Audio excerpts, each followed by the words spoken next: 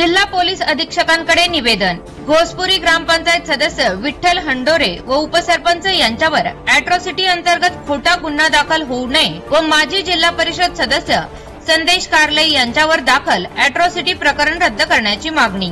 अहिल्यानगर माजी जिल्हा परिषद सदस्य संदेश कारले यांच्यावर दाखल करण्यात आलेला अॅट्रॉसिटीचा गुन्हा खोटा असून तो तातडीने मागे घेण्यात यावा अशी जोरदार मागणी घोसपुरी ग्रामस्थांनी जिल्हा पोलीस अधीक्षक सोमनाथ घारगे यांच्याकडे निवेदनाद्वारे केली आहे।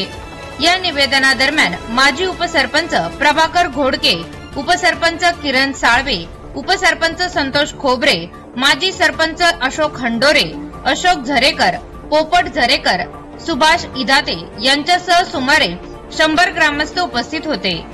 निवेदनात नमूद करण्यात आले की 2 ऑगस्ट रोजी मियावाकी वृक्ष लागवडीसाठी ग्रामपंचायतीकडून गाव शिवारातील शासकीय जमिनीची जेसीबीने साफसफाई सुरू असताना अतिक्रमण झालेल्या जागेवर राहणाऱ्या स्वामी सर्जेराव चव्हाण यांनी ग्रामपंचायत सदस्य विठ्ठल हंडोरे यांच्यावर लोखंडी पाईप आणि दगडाने हल्ला केला। या हल्ल्यात त्यांना गंभीर दुखापत झाली असून त्यांच्यावर जिल्हा रुग्णालयात उपचार सुरू आहेत।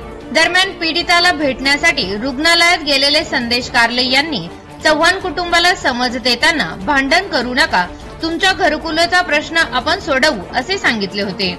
मात्र 4 ऑगस्ट रोजी चव्हाण कुटुंबातील एका महिलेने तोपखाना पोलीस ठाण्यात जातीवाचक शिवीगाळ व धमकी दिल्याचा आरोप करत फिर्याद दाखल केली आणि त्यावरून पोलिसांनी गुन्हा नोंदवला। ग्रामस्थांनी या गुन्ह्याला खोटा आणि कायद्याचा दुरुपयोग असल्याचे सांगत अॅट्रॉसिटी सारखा कायद्याचा वापर करून सर्वसामान्य व सामाजिक कार्यकर्त्यांना त्रास दिला जात असल्याचा आरोप केला आहे। या प्रकाराला वेळीच आळा घालावा अशी मागणी त्यांनी निवेदनातून केली आहे। प्रतिनिधी ऐनुल शेख, एटीव्ही न्यूज, नगर। आज या ठिकाणी अध्यक्ष साहेबांना आम्ही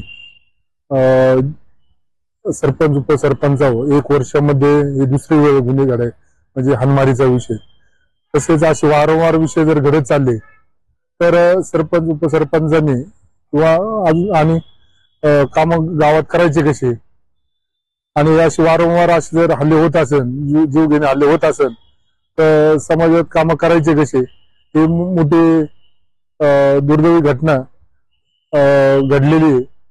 तर त्यासाठी आम्ही अध्यक्ष साहेबांना याचं पत्र देण्यासाठी इथं सर्व घोसपुरी ग्रामस्थ आलेलो आहोत। त्याचे साहेबांना निवेदन दिलेले, साहेबांनी आम्हाला आश्वासन दिले का असेल ते रीतसर कारवाई होऊन जे कुणी गुन्हा केला असतील त्यांच्या रीतसर कारवाई होऊन त्याचे गुन्हे दाखल करण्याचे आम्हाला साहेबांनी शब्द दिलेला आहे। 2/9/2025 रोजी मौजे घोसपुरी या ठिकाणी ते नवीन स्मशानभूमी अस्तित्वात आली।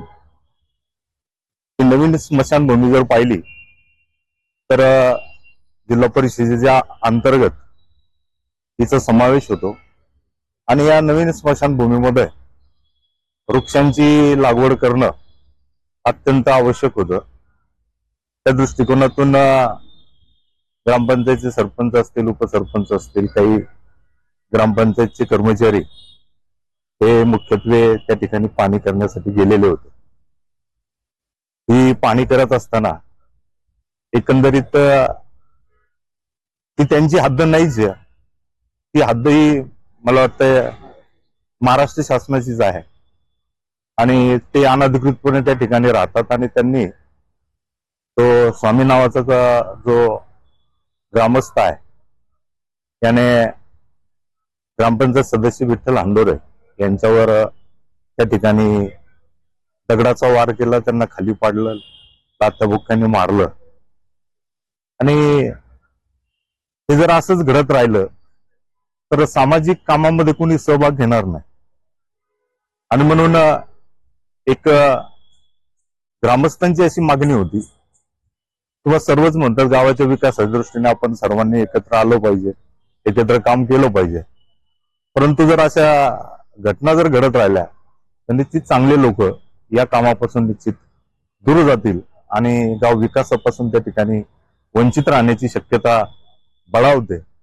आणि म्हणून सर्वच ग्रामस्थांनी ठरवलं की आपण सर्वच जण एसपी कार्यालयाला जाऊया आणि हे जे खोटे नाटे गुन्हे त्या ठिकाणी दाखल केले जातात यांना कुठेतरी अटकाव त्या ठिकाणी भेटला पाहिजे.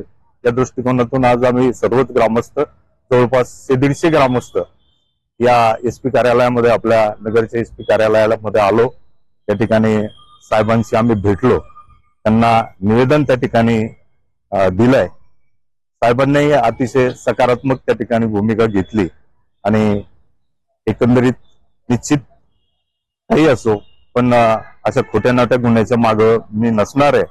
मी सत्तेच्या बाजूने त्या ठिकाणी प्रामाणिकपणे त्या ठिकाणी प्रयत्न करीत. निश्चित न्याय देण्याची भूमिका साहेबांची बोलण्यातून त्या ठिकाणी वाटली आहे आणि म्हणून आम्हाला सर्वच ग्रामस्थ त्या ठिकाणी आम्हाला थोडं बरं वाटलं आणि आम्ही या ठिकाणी आलो.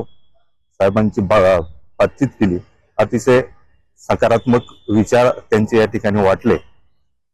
थँक्यू. आज आम्ही एसपी साहेबांना सर्व ग्रामस्थ निवेदन देण्यासाठी आलो.